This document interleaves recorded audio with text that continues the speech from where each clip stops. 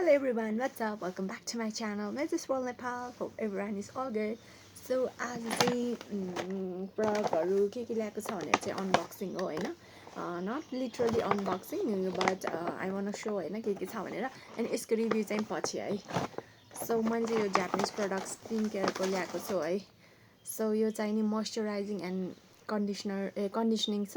यो चाहिँ हातामुगीको मोइस्चराइजिङ छ. मेरो एकदम ड्राई स्किन भएको भएर मैले ल्याएको छु.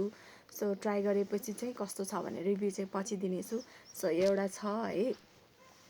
अनि प्राइस चाहिँ अलिकति हाई चाहिँ छ है. अनि यो चाहिँ नि सिरम हो. यो चाहिँ डे एन्ड नाइट जुन बेला पनि युज गर्न मिल्छ है. सो यो एउटा छ. यसमा सबै जापानिज प्रडक्ट भनेर मैले ल्याएको हो. सो अर्को चाहिँ नि यो सनस्क्रिन ल्याएको छु. यसमा पनि ड्राई र ओइललाई छुट्टै हुन्छ. यो चाहिँ ड्राई स्किन भएर यो मेरो लागि भयो. यसमा चाहिँ नि SPF 50 PA++++ छ क्या.